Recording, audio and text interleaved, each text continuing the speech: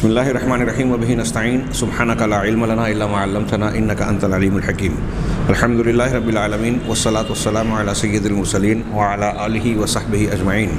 ومن تبعہم بإحسان الی یوم الدین اعوذ باللہ من الشیطان الرجیم بسم اللہ الرحمن الرحیم آمن الرسول بما انزل الیہ من ربہ والمؤمنون کل آمن باللہ وملائکتہ وکتبہ ورسلہ لا نفرق بین احد من رسلہ وقالوا سمعنا واطعنا غفرانک ربنا والیک المصیر۔ سامعین کرام، نبی کریم صلی اللہ علیہ وسلم کی خصوصیات پر گفتگو جاری ہے۔ نمبر 2 پہ صاحب کتاب نے اللہ کے نبی صلی اللہ علیہ وسلم کی اس خصوصیت کا ذکر کیا کہ جو کتاب یعنی قرآن مجید آپ کو عطا کی گئی، سب سے پہلا اور ظاہر معجزہ خود قرآن کریم ہے، جس کا تذکرہ پچھلے درس میں کیا گیا۔ اب اس سے متعلق کچھ معجزات یا کچھ اختصاصات کا بیان کیا جا رہا ہے۔ تو پہلی بات یہ بیان کی کہ اللہ تبارک و تعالیٰ نے آپ پر نازل کردہ جس کتاب کو آپ نبی کریم صلی اللہ علیہ وسلم پر نازل کیا، قرآن مجید کو، اس کی حفاظت کی ذمہ داری اور نگرانی کرنے کا ذمہ خود اللہ تبارک و تعالیٰ نے اپنے اوپر لیا۔ یہ بھی آپ کی اور آپ پر نازل شدہ کتاب کی خصوصیت ہے۔ جب ہم خصوصیت کہہ رہے ہیں تو یہ بات واضح ہے کہ آپ سے پہلے دیگر انبیاء کرام علیہم الصلاۃ والسلام پر جو کتابیں اور صحیفے نازل کیے گئے، ان کی حفاظت کی ذمہ داری اللہ نے اپنے اوپر نہیں لی تھی، بلکہ آگے ایک دلیل پیش کر کے یہ بتا رہے ہیں کہ یہ ذمہ داری اور یہ فریضہ خود اس قوم کے حوالے کیا گیا جن کے لیے وہ کتاب نازل کی گئی تھی۔ اس سلسلے میں کہتے ہیں کہ اللہ تبارک و تعالیٰ نے قرآن کریم کو دوسری آسمانی کتابوں کے مقابلے میں یہ خصوصیت عطا کی کہ اس کی حفاظت کا، قرآن کریم کی حفاظت کا ذمہ لیا، یعنی قرآن کی حفاظت کا معاملہ بھی اللہ کے نبی صلی اللہ علیہ وسلم اور قرآن کی ایک خصوصیت ہے۔ اللہ کا ارشاد ہے، انا نحن نزلنا الذکر وانا لہ لحافظون، یقیناً ہم نے الذکر کو نازل کیا، قرآن کو نازل کیا۔ اب اگر ہم اس کی تشریح میں تفصیل میں جائیں تو یہ کہہ سکتے ہیں کہ قرآن کے الفاظ بھی نازل کیے، اور الذکر کے معنی میں یہ بھی داخل ہے کہ قرآن کے معنی اور تفسیر سنت اور حدیث کی شکل میں وہ بھی نازل کیا، اور ہم ہی اس کی حفاظت کرنے والے ہیں۔ اسی بنیاد پر جو تھوڑی سی تشریح میں نے کی، اہل علم کا اس آیت سے یہ استدلال ہے کہ اللہ تبارک و تعالیٰ نے قرآن کے صرف الفاظ کی حفاظت کی ذمہ داری نہیں لی، بلکہ قرآن کی تفسیر یعنی احادیث نبویہ کی حفاظت کا ذمہ بھی اس بیان میں، اس وعدے میں آ گیا۔ لہٰذا اللہ کے نبی صلی اللہ علیہ وسلم کی احادیث کریمہ بھی موجود ہے۔ جب آپ کی رسالت، آپ کا اسوہ قیامت تک کے لوگوں کے لیے ہے، اطیع الرسول کا جو حکم قرآن میں ہے، ہاں، تمہارے لیے رسول اللہ صلی اللہ علیہ وسلم کی شخصیت اور ذات میں بہترین نمونہ ہے۔ لقد کان لکم فی رسول اللہ اسوۃ حسنہ، بالکل موٹی سی ایک دلیل جو منکرین حدیث اور عقل پسند لوگ بعض مرتبہ احادیث رسول کی حجیت پر سوال اٹھاتے ہیں، ان کی حماقت اور نافہمی پر حیرت ہوتی ہے کہ اتنا موٹا سا معاملہ ہے۔ اللہ تبارک و تعالیٰ نے قرآن میں جگہ جگہ نبی کریم صلی اللہ علیہ وسلم کی اطاعت و فرما برداری کا حکم دیا، آپ کو اسوہ حسنہ قرار دیا، تو کیا یہ صرف صحابہ کرام کے لیے تھا؟ جب تک قرآن مجید ہے، آخر امت کے آخری مرحلے تک یعنی قیامت تک کے لیے، تمام انسانوں کے لیے یہ آیت کریمہ حکم کی حیثیت رکھتی ہے، یہ اس معنی کی آیتیں تمام کے تمام۔ تو اب اگر اللہ کے رسول صلی اللہ علیہ وسلم کی سیرت طیبہ اور احادیث مبارکہ اگر محفوظ نہ ہوں تو قرآن کے یہ جتنے بھی حکم ہیں سب بیکار ہو جائیں گے۔ کہ اللہ تعالیٰ کہہ رہا ہے کہ رسول کی اطاعت کرو، رسول جو دے لے لو، جس سے منع کر دے رک جاؤ، اور آپ کہہ رہے ہیں کہ رسول کی ساری باتیں محفوظ ہی نہیں ہیں، قابل اعتبار قابل اعتماد ہیں ہی نہیں، تو گویا اللہ تبارک و تعالیٰ نے یہ احکامات غلط انداز میں دے دیا، غلطی کر دی اللہ تبارک و تعالیٰ نے، نعوذ باللہ من ذالک۔ کوئی صاحب ایمان ایسا نہیں کہہ سکتا۔ لیکن منکرین حدیث اس موٹی سی بات کو سمجھنے اور اس کے روحانی پہلو کو بھی اختیار کرنے یا سمجھنے کے لیے تیار نہیں ہیں۔ ان سے بڑا میرے نظر میں بے وقوف شاید کوئی نہ ہو۔ وقال تعالی، اسی طرح اللہ تبارک و تعالیٰ کا ارشاد ہے یہ پہلی آیت میں بالکل واضح ہے کہ الذکر کی حفاظت کی ذمہ داری خود اللہ نے لی، سورہ حجر کی آیت نمبر 9۔ دوسری آیت جو سورہ فصلت یعنی سورہ حامیم سجدہ کی ہے، اللہ تعالیٰ کا ارشاد ہے ان الذین کفروا بالذکر لما جاءہم وانہ لکتاب عزیز، کہ جن لوگوں نے ذکر کا انکار کیا جب وہ ان کے پاس آیا، حالانکہ یہ ایک باوقعت کتاب ہے، عزیز کتاب عزیز ہے، باوقت، باوزن، باحیثیت، ہاں بھاری کتاب ہے، کوئی مذاق نہیں ہے، ہلکی پھلکی بات نہیں ہے، اللہ کا کلام ہے اور یہ بہت ہی باوقت ہے۔ ہاں لا یأتیہ الباطل من بین یدیہ ولا من خلفہ، اس کے سامنے سے اور نہ اس کے پیچھے سے باطل نہیں آ سکتا، نہ آگے سے نہ پیچھے سے۔ اس کا معنی اہل علم نے کیا آگے سے باطل نہیں آ سکتا مگر یعنی اس میں کوئی کمی نہیں کی جا سکتی، پیچھے سے باطل نہیں آ سکتا یعنی اس میں کوئی زیادتی نہیں کی جا سکتی، اس کی یہ تحریف و تبدیل سے محفوظ ہے، اس میں کوئی غلط بات نہیں ہے، باطل بات ہے ہی نہیں۔ ہاں تنزیل من حکیم حمید، کیوں؟ اس لیے کہ یہ حکمت والی ذات اور قابل تعریف حمد والی ذات کی طرف سے نازل شدہ ہے۔ جو ذات حکمت والی ہے اس کی نازل کی ہوئی چیز میں غیر دانشمندانہ بات، غلط بات، باطل بات، کوئی ایسی بات جو لوگوں کے لیے نقصان دہ ہو ہی نہیں سکتی، اس کی ساری باتیں حکمتوں سے لبریز ہوگی۔ اسی طرح جو ذات قابل تعریف ہے اس کے کلام میں، اس کی باتوں میں، اس کے بیان کردہ احکامات میں کوئی جھول ہو، نقص ہو تو ظاہر سی بات ہے کہ وہ ذات قابل تعریف نہیں رہ جائے گی۔ جو قابل تعریف ذات ہوگی اس کا ہر کام قابل تعریف ہوگا، یعنی اچھا ہوگا، خوبی والا ہوگا، کمال والا ہوگا۔ اگر قرآن مجید میں کوئی نقص، کوئی جھول، کوئی خرابی ہوتی تو یہ اللہ تبارک و تعالیٰ جو صاحب کلام ہے اس کا نقص، خرابی اور عیب ہوتا۔ اب جب اللہ کی ذات حمید ہے، سراسر ہر اعتبار سے تمام کمالات میں مکمل اور خوبیوں کا مالک ہے، تو اس کے کلام میں بھی خوبیاں ہی خوبیاں ہوگی، خامیاں نہیں ہو سکتی۔ یہ ایک جملہ اور یہ پوری آیت آگے پیچھے سے دو آیتیں ہیں، سورہ فصلت یعنی حامیم سجدہ کی آیت 41-42، اس کو غور سے پڑھیے، اس کی تفسیر دیکھیے اور اس کے بعد آپ پوری تاریخ قرآن مجید کے بیانات اور اس کے مخالفین اور ان کے انجام کا مطالعہ کریں تو واضح ہوگا کہ قرآن کی مخالفت کرنے والے، قرآن پر اعتراض کرنے والے، اس میں کیڑے نکالنے کی کوشش کرنے والے ہمیشہ خائب و خاسر ہوئے ہیں، رسوا اور بدنام ہوئے ہیں۔ وہ ماضی میں جن لوگوں نے مشرکین میں سے اس قرآن کو اساطیر الاولین کہا، ہاں پرانے لوگوں کے گڑھے ہوئے قصے، ان کا بھی انجام ملاحظہ فرمائیں۔ جنہوں نے اسے محمد صلی اللہ علیہ وسلم کا کلام کہنے کی کوشش کی ان کا بھی کیا انجام ہوا دیکھیے، اور آج کے زمانے میں بھی۔ لہٰذا وہ ہمارے یہاں کچھ لوگوں نے کچھ سالوں پیشتر چاند مل چوپڑا اور ہندو فرقہ پرست تنظیموں نے قرآن کی 24 آیتوں پر اعتراض کیا، کلکتہ ہائی کورٹ میں پیٹیشن داخل کی کہ ان کو قرآن سے خارج کر دیا جائے، اس پر بین لگایا جائے۔ ابھی حال میں تازہ ایک شخص جس کا نام لینا میں پسند نہیں کرتا، وسیم رضوی رافضی، اس نے کورٹ میں ایک پیٹیشن داخل کی اور قرآن کی 26 آیتوں پر اعتراض کیا، اس پر بڑا رد آیا، بڑے لوگوں نے بحثیں کی، خود اس کی جماعت شیعہ اور روافظ، یہاں تک کہ اس کے اہل خانہ کی طرف سے بھی اس سے لا تعلقی اور براءت کا اظہار کیا گیا اور اس کی اس بات کی، اس عمل کی مذمت کی گئی۔ حالانکہ یہ روافظ کے لیے کوئی ایسی بات نہیں ہے جس کی وہ تردید کرے، ان کے یہاں 1 2 5 7 100 200 نہیں، سینکڑوں بلکہ کئی ہزار، 5000 سے زیادہ شیخ عبدالشکور فاروقی کے بیان کے مطابق شیعہ اور قرآن جو انہوں نے کتاب لکھی، اس میں انہوں نے بیان کیا کہ 5000 شیعی کتابوں میں، ان کے امہات الکتب میں 5000 سے زیادہ روایتیں ہیں جو یہ کہتی ہیں کہ قرآن میں تحریف ہے۔ علامہ احسان علی ظہیر صاحب کے بھی بیانات ہیں اس طرح کے، الشیعہ والقرآن کتاب ان کی،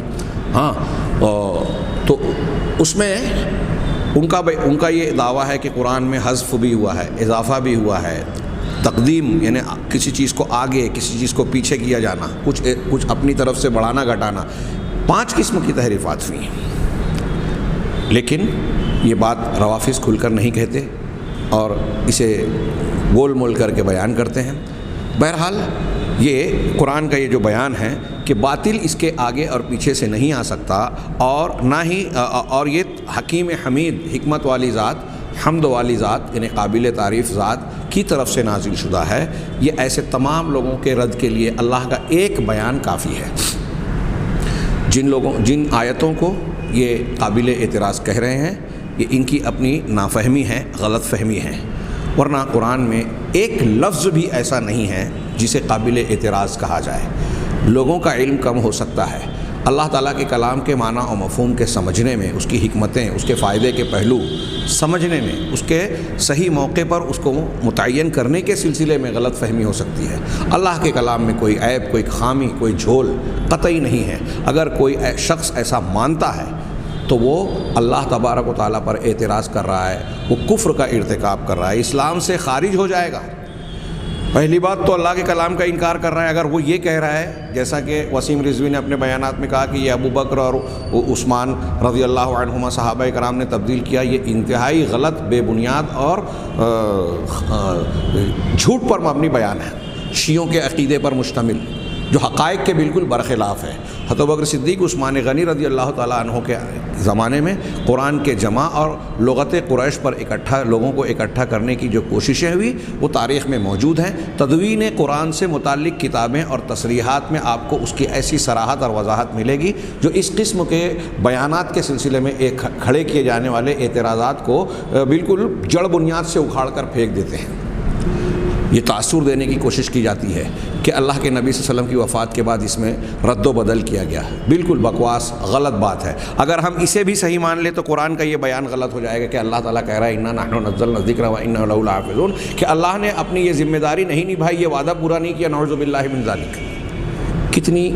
غلط بات ہے، کفر کی بات ہے۔ اس آیت کا اور آگے جو 2-4 آیتیں اور ایسے کئی بیانات ہیں، ان تمام کا انکار ہو جائے گا اگر ہم قرآن کے سلسلے میں ایسے اعتراضات کرتے ہیں یا ان اعتراضات کو بجا سمجھتے ہیں۔ بہرحال قرآن کی عظمت، اس کی بلندی اور اللہ تعالیٰ کی دی ہوئی یہ خصوصیت ہے کہ اللہ تعالیٰ نے اسے ہر طرح سے کامل مکمل بنانے کے بعد قیامت تک کے انسانوں پر اسے دلیل حجت بنا کر پیش کیا ہے، اور اتمام حجت کا یہ سب سے بڑا سامان دنیا میں معجزے کے طور پر جناب محمد رسول اللہ صلی اللہ علیہ وسلم کی شریعت، رسالت اور آپ کے دین کی حقانیت کا اعلان اور ڈنکا بجا رہا ہے۔ چنانچہ ایک اور آیت پیش کی انہوں نے، اللہ تبارک و تعالیٰ کا ارشاد ہے، قل لئن اجتمعت الانس والجن علی ان یأتوا بمثل هذا القرآن، قل لئن اجتمعت الانس والجن على ان ياتوا بمثل هذا القرآن لا يأتون بمثله ولو كان بعضهم لبعض ظہیرا۔ سورہ اسراء کی یہ مشہور آیت ہے کہ آپ لوگوں سے کہیے کہ اگر سارے انسان اور جن، انس اور جن، سارے انسان اور سارے جنات اکٹھا ہو جائیں، اجتماعت، سب مل جل جائیں، ایک آدمی، 2 آدمی، 5-7 آدمی، 25-30 ہزار، 2,000، لاکھ، 2 لاکھ نہیں، سارے انسان اور سارے جنات اکٹھا ہو جائیں، کس بات پر متفق ہو جائیں؟ سب مل جل کر یہ کوشش کریں کہ اس قرآن کے جیسا کلام پیش کریں، بنا لے آئیں، تو اللہ تعالیٰ نے کہا لا یأتون بمثلہ، وہ اس کے مثل نہیں لا سکتے۔ کچھ مفسرین، عام طور سے مفسرین ہمارے اردو ترجمہ کرنے والے یہاں لکھتے ہیں کہ قرآن کا یہ اس آیت میں بھی چیلنج ہے۔ یہ چیلنج نہیں ہے، یہ خبر ہے۔ چیلنج ان آیتوں میں ہے جس میں کہا گیا کہ اگر تمہیں اس کے اندر شک ہے کہ یہ اللہ کا کلام ہے تو اس جیسا کلام بنا کے لے آؤ، چند صورتیں لے آؤ، 10 صورتیں، 10 آیتیں، چند ایک آیت لے آؤ، فلیأتوا بحدیث مثلہ، اس کے جیسی ایک حدیث لے آؤ جہاں آرڈر دیا گیا کہ ایسا لا کے بتاؤ۔ اور پھر قرآن نے سورہ بقرہ میں کہا کہ فَإِن لَمْ تَفْعَلُوا وَلَن تَفْعَلُوا، ایسا اگر تم نہیں کر سکے اور ہرگز نہیں کر سکو گے۔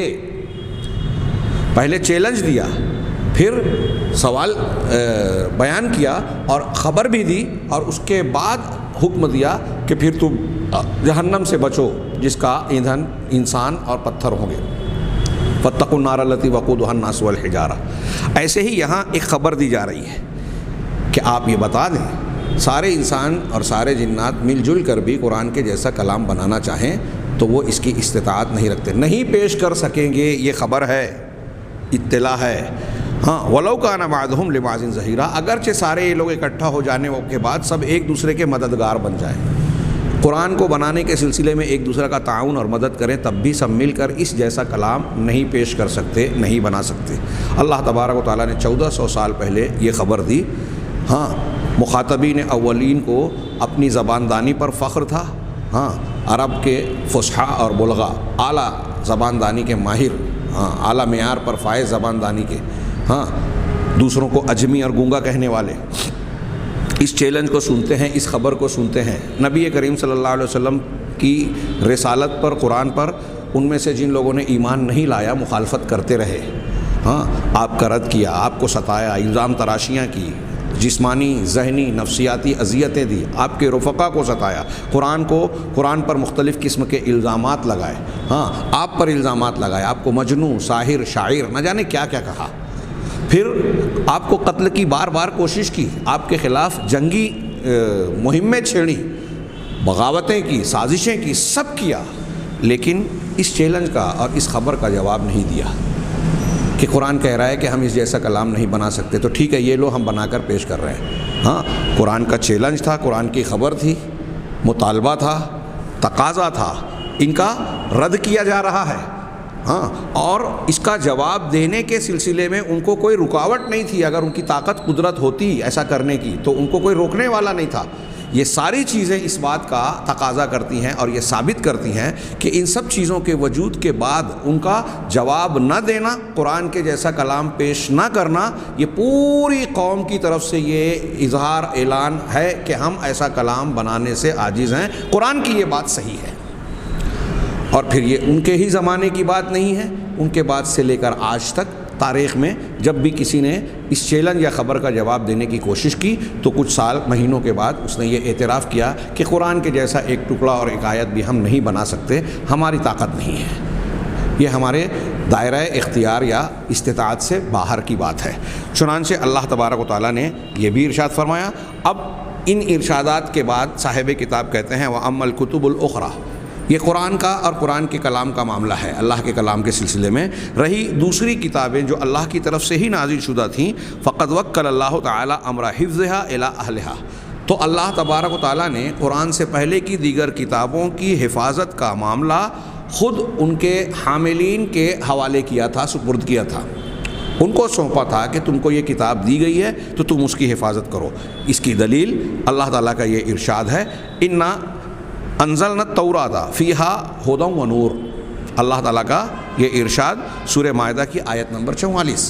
اللہ فرما رہا ہے کہ انا انزلنا التوراۃ، ہم نے توریت کو نازل کیا، فیہا ھدی و نور، اس میں ہدایت اور نور یعنی روشنی، یحکم بها النبیون الذین اسلموا للذین ھادوا والربانیون والاحبار بما استحفظوا من کتاب اللہ، کہہ رہے ہیں کہ یہودیوں میں اسی توریت کے ساتھ یعنی اسی توریت کے ذریعے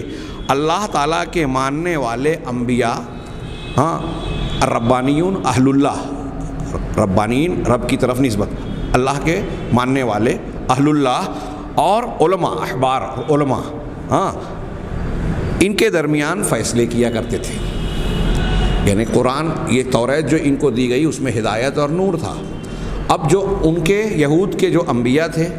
اہل علم تھے اور اہل اللہ، ہاں اللہ والے جو لوگ تھے، وہ اسی توریت کے مطابق ان کے درمیان کے فیصلے اور قضیے نپٹایا کرتے تھے، فیصلے کیا کرتے تھے، بما استحفظوا من کتاب اللہ، اس وجہ سے جو ان کو اللہ نے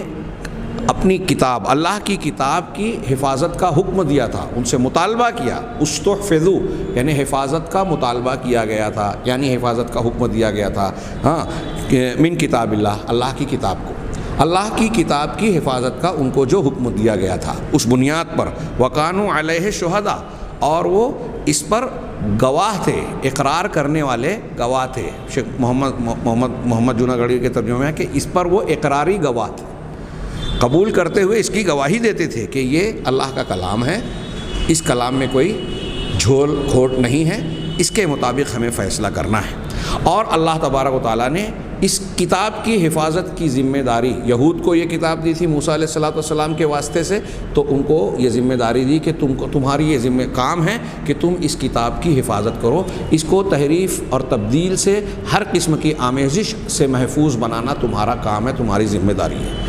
یہ قرآن کی آیت کہہ رہی ہے کہ ان سے مطالبہ کیا گیا تھا، ان کو حکم دیا گیا تھا کہ اللہ کی کتاب کی ذمہ داری نبھاؤ، حفاظت کرو۔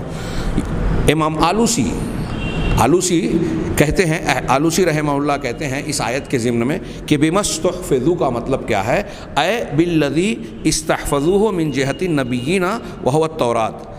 یعنی اس چیز کی وجہ سے جو ان کے نبیوں کی جانب سے توریت کی حفاظت کا ان سے مطالبہ کیا گیا تھا، اس چیز کے ذریعے جس کی حفاظت کا ان کے نبیوں کی جانب سے مطالبہ کیا گیا تھا، اور کس چیز کی حفاظت کا، وہو التورات، وہ توریت ہے، حیث سألوہم ان یحفظوها من التغییر والتبدیل، اس طرح سے کہ ان کے انبیاء نے ان سے یہ مطالبہ کیا تھا کہ وہ توریت کو تغیر اور تبدل سے، اس میں تبدیلی پیدا کرنے سے اس کی حفاظت کرے، علی الاطلاق مطلقاً طور پر اس کو محفوظ بنائیں، اس میں کوئی تبدیلی نہ ہونے دیں۔ وقولہ، اسی طرح امام آلوسی آگے کہتے ہیں کہ اللہ تعالیٰ کہہ رہا ہے وَكَانُوا عَلَيْهِ شُهَدَاء، یہ جو جملہ ہے آیت میں یہ عطف علی استحفظوا، یہ استحفظوا پر عطف ہے، اور ومعنی شہداء، اور شہداء کا معنی یہ ہے رقباء، یحمونہ من ان یحوم حول حماہ التغییر والتبدیل بوجہ من الوجوہ، یعنی وہ اس کی نگرانی کریں، مطلب یہ کہ اس طرح سے اس کی حفاظت کریں کہ کسی بھی صورت میں اس میں کوئی تبدیلی کا معاملہ اس کے ارد گرد پھٹک نہ سکے، آ نہ سکے، داخل نہ ہو سکے، کوئی تبدیلی اس میں نہ آ سکے۔ یہ ایک خصوصیت بتائی اللہ کے نبی صلی اللہ علیہ وسلم پر نازل شدہ کتاب کے متعلق کہ آپ پر جو کتاب نازل کی گئی اس کی حفاظت کی ذمہ داری خود اللہ تبارک و تعالیٰ نے لی، کیونکہ اب نبوت کا سلسلہ بھی، اس کا حکمت کا پہلو ہم ایک دیکھیں کہ آپ کے بعد کوئی نبی آنے والا نہیں، قرآن کے بعد کوئی کتاب نازل ہونے والی نہیں ہے، اس لیے اللہ تبارک و تعالیٰ نے قرآن کی حفاظت کی ذمہ داری خود لی۔ ایمان بالکتب میں کے ضمن میں اس طرح کی کچھ بحثیں ہم نے کی، بعض ہندو پنڈتوں نے، سناتن دھرمیوں نے اس قسم کے اعتراض کیے۔ فتاوی ثنائیہ میں آپ شیخ ثناء اللہ امرتسری رحمہ اللہ کا ایک جواب ہندو پنڈتوں کے اس اعتراض پر پڑھ سکتے ہیں جو انہوں نے کیا کہ اگر قرآن سے پہلے کی کتابیں بھی اللہ کی کتاب ہی ہیں تو اللہ نے ان کی حفاظت کیوں نہیں کی، اور وہ قیامت تک کے لیے کیوں نہیں دلیل، حجت اور لوگوں کے لیے رہنما اور صراط مستقیم کی بنیاد بنی، اور قرآن کو کیوں کیا؟ اس طرح کے انہوں نے کئی اعتراضات گھما پھرا کر کیے ہیں۔ اس کا جواب انہوں نے بڑا پیارا دیا، سادہ انداز میں، عام آدمی کو بھی آسانی سے سمجھ میں آئے، وہ یہ کہ